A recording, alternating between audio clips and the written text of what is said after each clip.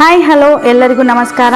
Welcome to Kannadathi Shilpa YouTube channel. So ಇವತ್ತಿನ ಈ ತರಗತಿಯಲ್ಲಿ ಶೈಕ್ಷಣಿಕ ಮನೋವಿಜ್ಞಾನಕ್ಕೆ ಸಂಬಂಧಿಸಿದಂತೆ ಪ್ರಮುಖ ಪ್ರಶ್ನೆಗಳನ್ನು ಸಾಲ್ವ್ ಮಾಡ್ತಾ ಹೋಗೋಣ. ಸೊ ಈ ಒಂದು ತರಗತಿ ಮುಂದೆ ಬರುವಂತಹ TET, HSTR ಹಾಗೂ GPSTR ಪರೀಕ್ಷೆಗೆ ಖಂಡಿತ ಹೆಲ್ಪ್ ಆಗುತ್ತೆ. ಹಾಗಾಗಿ ವಿಡಿಯೋನ ಸ್ಕಿಪ್ ಮಾಡದೆ ಕೊನೆವರೆಗೂ ನೋಡ್ತಾ ಹೋಗಿ. ಇಂದಿನ ಈ ತರಗತಿಯ ಮೊದಲ ಪ್ರಶ್ನೆ ಹೀಗಿದೆ: ಮನೋವಿಜ್ಞಾನವನ್ನು ಇದರ ಬೆಳವಣಿಗೆಯ ಆರಂಭದ ದಿನಗಳಲ್ಲಿ ಈ ಕೆಳಗಿನ ಯಾವ ಶಾಖೆಯ ಒಂದು ಭಾಗವನ್ನಾಗಿ ಅಧ್ಯಯನ ಮಾಡಲಾಗುತ್ತಿತ್ತು? ಸೊ ಆಪ್ಷನ್ಗಳನ್ನು ನೋಡೋದಾದರೆ ತತ್ವಶಾಸ್ತ್ರ, ಸಮಾಜಶಾಸ್ತ್ರ, ಶಾರೀರಿಕ ಶಾಸ್ತ್ರ, ಮಾನವಶಾಸ್ತ್ರ. ಸೊ ಈ ಒಂದು ಪ್ರಶ್ನೆಗೆ ಸರಿಯಾದ ಉತ್ತರ ಆಪ್ಷನ್ ಎ, ತತ್ವಶಾಸ್ತ್ರ. ಸೊ ಮನೋವಿಜ್ಞಾನವನ್ನು ಇದರ ಬೆಳವಣಿಗೆಯ ಆರಂಭದ ದಿನಗಳಲ್ಲಿ ಈ ಕೆಳಗಿನ ಯಾವ ಶಾಖೆಯ ಒಂದು ಭಾಗವನ್ನಾಗಿ ಅಧ್ಯಯನ ಮಾಡಲಾಗುತ್ತಿತ್ತು ಅಂದರೆ ತತ್ವಶಾಸ್ತ್ರದ ಭಾಗವನ್ನಾಗಿ ಅಧ್ಯಯನ ಮಾಡಲಾಗುತ್ತಿತ್ತು. ನೆಕ್ಸ್ಟ್ ಎರಡನೇ ಪ್ರಶ್ನೆ: ಮನೋವಿಜ್ಞಾನವು ಯಾವ ಮೂಲದಿಂದ ಉಗಮಿಸಿದೆ? ಮನೋವಿಜ್ಞಾನವು ಯಾವ ಮೂಲದಿಂದ ಉಗಮಿಸಿದೆ? ಆಪ್ಷನ್ಗಳನ್ನು ನೋಡೋದಾದರೆ ಬ್ರಿಟಿಷ್ ತತ್ವಶಾಸ್ತ್ರ, ಫ್ರೆಂಚ್ ತತ್ವಶಾಸ್ತ್ರ, ಜರ್ಮನ್ ತತ್ವಶಾಸ್ತ್ರ, ಗ್ರೀಕ್ ತತ್ವಶಾಸ್ತ್ರ. ಸೊ ಈ ಒಂದು ಪ್ರಶ್ನೆಗೆ ಸರಿ ಉತ್ತರ ಆಪ್ಷನ್ ಡಿ, ಗ್ರೀಕ್ ತತ್ವಶಾಸ್ತ್ರ. ಸೊ ಮನೋವಿಜ್ಞಾನವು ಯಾವ ಮೂಲದಿಂದ ಉಗಮಿಸಿದೆ ಅಂದರೆ ಗ್ರೀಕ್ ತತ್ವಶಾಸ್ತ್ರದ ಮೂಲದಿಂದ ಉಗಮಿಸಿದೆ. ನೆಕ್ಸ್ಟ್ ಮೂರನೇ ಪ್ರಶ್ನೆ: ಮನೋವಿಜ್ಞಾನ ಎಂಬ ಪದ ಸೈಕೆ ಮತ್ತು ಲಾಗೋಸ್ ಎಂಬ ಪದಗಳಿಂದ ಉಗಮವಾಗಿದೆ. ಇವುಗಳಲ್ಲಿ ಸೈಕೆ ಪದದ ಅರ್ಥ ಏನು? ಆಪ್ಷನ್ಗಳನ್ನು ನೋಡೋದಾದರೆ ಮೆದುಳು, ಪ್ರಜ್ಞಾವಸ್ಥೆ, ಆತ್ಮ, ಮನಸ್ಸು. ಸೊ ಈ ಒಂದು ಪ್ರಶ್ನೆಗೆ ಸರಿ ಉತ್ತರ ಆಪ್ಷನ್ ಸಿ, ಆತ್ಮ. ಸೊ ಮನೋವಿಜ್ಞಾನ ಎಂಬ ಪದವು ಸೈಕೆ ಮತ್ತು ಲೋಗೋಸ್ ಎಂಬ ಪದಗಳಿಂದ ಉಗಮವಾಗಿದೆ. ಇವುಗಳಲ್ಲಿ ಸೈಕೆ ಪದದ ಅರ್ಥ ಏನು ಅಂದರೆ ಆತ್ಮ. ನೆಕ್ಸ್ಟ್ ನಾಲ್ಕನೇ ಪ್ರಶ್ನೆ: ಪದ ಉತ್ಪತ್ತಿಯ ಪ್ರಕಾರ ಮನೋವಿಜ್ಞಾನ ಎಂದರೇನು? ಪದ ಉತ್ಪತ್ತಿಯ ಪ್ರಕಾರ ಮನೋವಿಜ್ಞಾನ ಎಂದರೇನು? ವರ್ತನೆಯ ಅಧ್ಯಯನವೋ, ಪ್ರಜ್ಞಾವಸ್ಥೆಯ ಅಧ್ಯಯನವೋ, ಆತ್ಮದ ಅಧ್ಯಯನವೋ, ಮನಸ್ಸಿನ ಅಧ್ಯಯನವೋ? ಸೊ ಈ ಒಂದು ಪ್ರಶ್ನೆಗೆ ಸರಿ ಉತ್ತರ ಆಪ್ಷನ್ ಸಿ, ಆತ್ಮದ ಅಧ್ಯಯನ. ಪದ ಉತ್ಪತ್ತಿಯ ಪ್ರಕಾರ ಮನೋವಿಜ್ಞಾನ ಎಂದರೆ ಆತ್ಮದ ಅಧ್ಯಯನ. ನೆಕ್ಸ್ಟ್ ಐದನೇ ಪ್ರಶ್ನೆ: ಮೂಲತಃ ಮನೋವಿಜ್ಞಾನವು ಡ್ಯಾಶ್ ವಿಜ್ಞಾನವಾಗಿದೆ? ಮೂಲತಃ ಮನೋವಿಜ್ಞಾನವು ಡ್ಯಾಶ್ ವಿಜ್ಞಾನವಾಗಿದೆ? ಆತ್ಮದ, ಹೃದಯದ, ಮಿದುಳಿನ ಚಟುವಟಿಕೆಯ?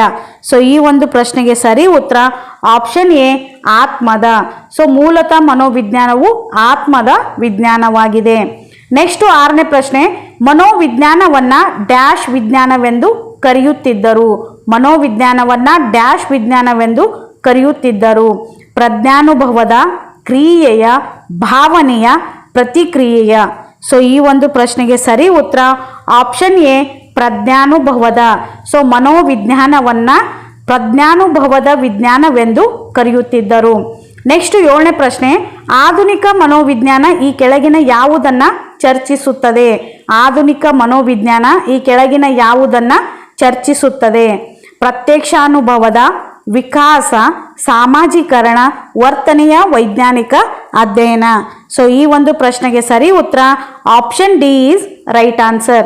ಸೊ ಆಧುನಿಕ ಮನೋವಿಜ್ಞಾನ ಈ ಕೆಳಗಿನ ಯಾವುದನ್ನು ಚರ್ಚಿಸುತ್ತದೆ ಅಂದರೆ ವರ್ತನೆಯ ವೈಜ್ಞಾನಿಕ ಅಧ್ಯಯನವನ್ನು ಆಧುನಿಕ ಮನೋವಿಜ್ಞಾನವು ಚರ್ಚಿಸುತ್ತದೆ. ನೆಕ್ಸ್ಟ್ ಎಂಟನೇ ಪ್ರಶ್ನೆ: ವ್ಯಾಟ್ಸನ್ ರವರು ಹೇಳುವಂತೆ ಮನೋವಿಜ್ಞಾನವು ಈ ಕೆಳಗಿನದರ ಅಧ್ಯಯನವಾಗಿದೆ?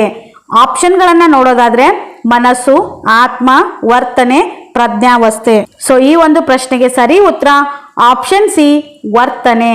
ಸೊ ವ್ಯಾಟ್ಸನ್ ಅವರು ಹೇಳುವಂತೆ ಮನೋವಿಜ್ಞಾನವು ವರ್ತನೆಯ ಅಧ್ಯಯನವಾಗಿದೆ. ನೆಕ್ಸ್ಟ್ ಒಂಬತ್ತನೇ ಪ್ರಶ್ನೆ: ಮನೋವಿಜ್ಞಾನ ಮೊದಲು ತನ್ನ ಅರ್ಥದಲ್ಲಿ ಆತ್ಮವನ್ನು ಕಳೆದುಕೊಂಡಿತು, ನಂತರ ಅದರ ಮನಸ್ಸನ್ನು, ಆದರೆ ಈಗ ಅದು ವರ್ತನೆಯನ್ನು ಉಳಿಸಿಕೊಂಡಿದೆ. ಈ ರೀತಿ ವಿಮರ್ಶೆ ಮಾಡಿದ ಮನೋವಿಜ್ಞಾನಿ ಯಾರು? ಈ ಕ್ವಶನ್ ಅಂತೂ ತುಂಬ ಸಾರಿ TET ಹಾಗೂ HSTR ಪರೀಕ್ಷೆಯಲ್ಲಿ ರಿಪೀಟೆಡ್ ಆದಂತಹ ಪ್ರಶ್ನೆ. ಸೊ ಮನೋವಿಜ್ಞಾನವು ಮೊದಲು ತನ್ನ ಅರ್ಥದಲ್ಲಿ ಆತ್ಮವನ್ನು ಕಳೆದುಕೊಂಡಿತು, ನಂತರ ಅದರ ಮನಸ್ಸನ್ನು, ಆದರೆ ಈಗ ಅದು ವರ್ತನೆಯನ್ನು ಉಳಿಸಿಕೊಂಡಿದೆ ಅಂಥೇಳಿ ಹೇಳಿದವರು ಯಾರು ಅನ್ನೋದು ತುಂಬ ಸಾರಿ ಪರೀಕ್ಷೆಯಲ್ಲಿ ಕೇಳಿರುವಂತಹ ಪ್ರಶ್ನೆ. ಸೊ ಈ ಒಂದು ಪ್ರಶ್ನೆಗೆ ಸರಿ ಉತ್ತರ ಆಪ್ಷನ್ ಸಿ, ವುಡ್ವರ್ತ್. ಸೊ ಮನೋವಿಜ್ಞಾನ ಮೊದಲು ತನ್ನ ಅರ್ಥದಲ್ಲಿ ಆತ್ಮ ಕಳೆದುಕೊಂಡು ನಂತರ ಮನಸ್ಸನ್ನು ಕಳೆದುಕೊಂಡು ಈಗ ವರ್ತನೆ ಕುರಿತು ಅಧ್ಯಯನ ಮಾಡುತ್ತಿದೆ ಅಂತ ಹೇಳಿದವರು ವುಡ್ವರ್ತ್. ನೆಕ್ಸ್ಟ್ 10ನೇ ಪ್ರಶ್ನೆ, ನಡವಳಿಕೆಯ ವಿಜ್ಞಾನವೆನಿಸಿಕೊಂಡಿರುವುದು. ನಡವಳಿಕೆಯ ವಿಜ್ಞಾನವೆನಿಸಿಕೊಂಡಿರುವುದು ಯಾವುದು? ಸೊ ಆಯ್ಕೆಗಳನ್ನ ನೋಡೋದಾದ್ರೆ ಜೀವಶಾಸ್ತ್ರ, ಸಮಾಜಶಾಸ್ತ್ರ, ಮನಃಶಾಸ್ತ್ರ, ರಸಾಯನಶಾಸ್ತ್ರ. ಸೊ ಈ ಒಂದು ಪ್ರಶ್ನೆಗೆ ಸರಿ ಉತ್ತರ ಆಪ್ಷನ್ ಸಿ, ಮನಃಶಾಸ್ತ್ರ. ಸೊ ನಡವಳಿಕೆಯ ವಿಜ್ಞಾನವೆನಿಸಿಕೊಂಡಿರುವುದು ಮನಃಶಾಸ್ತ್ರ. ನೆಕ್ಸ್ಟ್ 11ನೇ ಪ್ರಶ್ನೆ, ಆತ್ಮ ಮತ್ತು ಮನಸ್ಸನ್ನ ವೈಜ್ಞಾನಿಕವಾಗಿ ಅಧ್ಯಯನ ಮಾಡಲು ಸಾಧ್ಯವಿಲ್ಲ ಏಕೆಂದರೆ.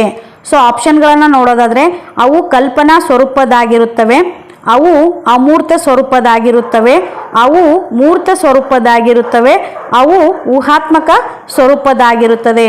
ಸೊ ಈ ಒಂದು ಪ್ರಶ್ನೆಗೆ ಸರಿಯಾದ ಉತ್ತರ ಆಪ್ಷನ್ ಬಿ, ಅವು ಅಮೂರ್ತ ಸ್ವರೂಪದಾಗಿರುತ್ತವೆ. ಸೊ ಆತ್ಮ ಮತ್ತು ಮನಸ್ಸನ್ನ ವೈಜ್ಞಾನಿಕವಾಗಿ ಅಧ್ಯಯನ ಮಾಡಲು ಸಾಧ್ಯವಿಲ್ಲ ಏಕೆಂದರೆ ಅವು ಅಮೂರ್ತ ಸ್ವರೂಪದಾಗಿರುತ್ತವೆ. ನೆಕ್ಸ್ಟ್ 12ನೇ ಪ್ರಶ್ನೆ, ಮನೋವಿಜ್ಞಾನ ವಾಕ್ಯದಲ್ಲಿ ವರ್ತನೆ ಎಂಬ ಪದವನ್ನ ಈ ಕೆಳಗಿನ ಯಾವ ಅರ್ಥದಲ್ಲಿ ಬಳಸಲಾಗಿದೆ? ಆಪ್ಷನ್ಗಳನ್ನು ನೋಡೋದಾದ್ರೆ ಮನಸ್ಸು, ಆಲೋಚನೆಗಳು ಮತ್ತು ಭಾವನೆಗಳು, ವ್ಯಕ್ತಿಯ ಚಟುವಟಿಕೆ, ಮಾನಸಿಕ ಪ್ರಕ್ರಿಯೆ, ವ್ಯಕ್ತಿಯ ಭಾವನೆಗಳು, ಮನೋಧೋರಣೆಗಳು, ಆಲೋಚನೆಗಳು ಮತ್ತು ಇತರೆ ಮಾನಸಿಕ ಪ್ರಕ್ರಿಯೆಗಳು.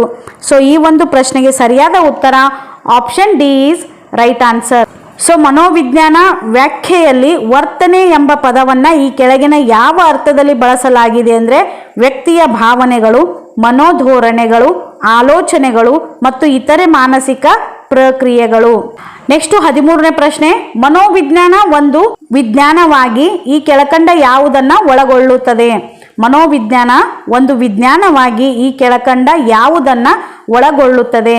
ಆಪ್ಷನ್ಗಳನ್ನು ನೋಡೋದಾದರೆ ಸಿದ್ಧಾಂತ, ಪ್ರಯೋಗಗಳು ಮತ್ತು ವೀಕ್ಷಣೆ, ಪ್ರಯೋಗಗಳು ಮತ್ತು ಅಳತೆ, ಪ್ರಯೋಗಗಳು, ವೀಕ್ಷಣೆ ಮತ್ತು ಅಳತೆ. ಸೊ ಈ ಒಂದು ಪ್ರಶ್ನೆಗೆ ಸರಿಯಾದ ಉತ್ತರ ಆಪ್ಷನ್ ಡಿ, ಪ್ರಯೋಗಗಳು, ವೀಕ್ಷಣೆ ಮತ್ತು ಅಳತೆ. ಸೊ ಮನೋವಿಜ್ಞಾನ ಒಂದು ವಿಜ್ಞಾನವಾಗಿ ಈ ಕೆಳಕಂಡ ಯಾವುದನ್ನು ಒಳಗೊಳ್ಳುತ್ತದೆ ಅಂದರೆ ಪ್ರಯೋಗಗಳು, ವೀಕ್ಷಣೆ ಮತ್ತು ಅಳತೆ. ನೆಕ್ಸ್ಟ್ 14ನೇ ಪ್ರಶ್ನೆ, ಈ ಕೆಳಗಿನ ಯಾವ ಜ್ಞಾನದ ಶಾಖೆಯಲ್ಲಿ ಮಾನವರ ಹಾಗೂ ಪ್ರಾಣಿಗಳ ವರ್ತನೆಯನ್ನು ಅಧ್ಯಯನ ಮಾಡುವುದಿಲ್ಲ? ಈ ಕೆಳಗಿನ ಯಾವ ಜ್ಞಾನದ ಶಾಖೆಯಲ್ಲಿ ಮಾನವರ ಹಾಗೂ ಪ್ರಾಣಿಗಳ ವರ್ತನೆಯನ್ನು ಅಧ್ಯಯನ ಮಾಡುವುದಿಲ್ಲ? ಸೊ ಆಪ್ಷನ್ಗಳನ್ನು ನೋಡೋದಾದರೆ ಮನೋವಿಜ್ಞಾನ, ಮಾನವಶಾಸ್ತ್ರ, ಭಾಷಾಶಾಸ್ತ್ರ, ಸಮಾಜಶಾಸ್ತ್ರ. ಸೊ ಈ ಒಂದು ಪ್ರಶ್ನೆಗೆ ಸರಿಯಾದ ಉತ್ತರ ಆಪ್ಷನ್ ಸಿ, ಭಾಷಾಶಾಸ್ತ್ರ. ಸೊ ಯಾವ ಜ್ಞಾನದ ಶಾಖೆಯಲ್ಲಿ ಮಾನವರ ಹಾಗೂ ಪ್ರಾಣಿಗಳ ವರ್ತನೆಯನ್ನು ಅಧ್ಯಯನ ಮಾಡುವುದಿಲ್ಲ ಅಂದರೆ ಭಾಷಾಶಾಸ್ತ್ರದಲ್ಲಿ ಮಾನವರ ಹಾಗೂ ಪ್ರಾಣಿಗಳ ವರ್ತನೆಯ ಕುರಿತು ಅಧ್ಯಯನ ಮಾಡುವುದಿಲ್ಲ. ನೆಕ್ಸ್ಟ್ 15ನೇ ಪ್ರಶ್ನೆ, ಮನೋವಿಜ್ಞಾನವನ್ನು ಈಗ ಈ ಕೆಳಕಂಡ ಕ್ಷೇತ್ರಗಳಿಗೆ ಅನ್ವಯಿಸಲಾಗುತ್ತದೆ? ಆಪ್ಷನ್ಗಳನ್ನು ನೋಡೋದಾದರೆ ರಕ್ಷಣಾ ಸೇವೆಗಳು, ಜಾಹೀರಾತುಗಳು, ಸಲಹಾ ನೀಡಿಕೆ, ಶಸ್ತ್ರಚಿಕಿತ್ಸೆ. ಸೊ ಈ ಕೆಳಗೆ ಕೊಟ್ಟಿರುವಂತಹ ಸಂಕೇತಗಳಿಂದ ಉತ್ತರವನ್ನು ಆಯ್ಕೆ ಮಾಡಿ ಅನ್ನೋದು ಪ್ರಶ್ನೆ ಇದೆ. ಸೊ ಈ ಒಂದು ಪ್ರಶ್ನೆಗೆ ಸರಿಯಾದ ಉತ್ತರ option C is right answer. So ಮನೋವಿಜ್ಞಾನವನ್ನು ಈಗ ಈ ಕೆಳಕಂಡ ಕ್ಷೇತ್ರಗಳಿಗೆ ಅನ್ವಯಿಸಲಾಗುತ್ತಿದೆ ಅಂದರೆ ಮೊದಲನೇದಾಗಿ ರಕ್ಷಣಾ ಸೇವೆಗಳು, ಎರಡನೇದಾಗಿ ಜಾಹೀರಾತುಗಳು, ಮೂರನೇದಾಗಿ ಸಲಹಾ ನೀಡಿಕೆ. ಸೊ ಈ ಮೂರು ಕ್ಷೇತ್ರಗಳಲ್ಲಿ ಮಾತ್ರ ಮನೋವಿಜ್ಞಾನವನ್ನು ಅನ್ವಯಿಸಲಾಗುತ್ತಿದೆ.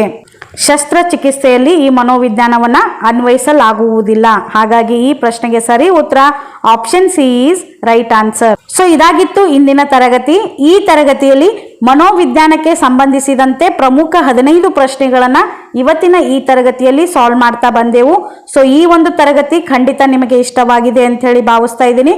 ಸೊ ಈ ಒಂದು ತರಗತಿ ನಿಮಗೆ ಇಷ್ಟವಾದರೆ ಪ್ಲೀಸ್ ಲೈಕ್ ಮಾಡಿ, ಶೇರ್ ಮಾಡಿ ಹಾಗೂ ತಪ್ಪದೇ ಸಬ್ಸ್ಕ್ರೈಬ್ ಮಾಡ್ಕೊಳ್ಳಿ. ಮತ್ತೊಂದು ಹೊಸ ವಿಡಿಯೋದೊಂದಿಗೆ ಆದಷ್ಟು ಬೇಗ ನಿಮ್ಮ ಎದುರಿಗೆ ಬರ್ತೀನಿ. ಅಲ್ಲಿಯವರೆಗೂ ನಿರಂತರವಾಗಿ ನನ್ನ ಚಾನಲನ್ನು ವೀಕ್ಷಣೆ ಮಾಡ್ತಾ ಇರಿ. ಎಲ್ಲರಿಗೂ ಒಳ್ಳೆಯದಾಗಲಿ. Take care. Bye bye friends.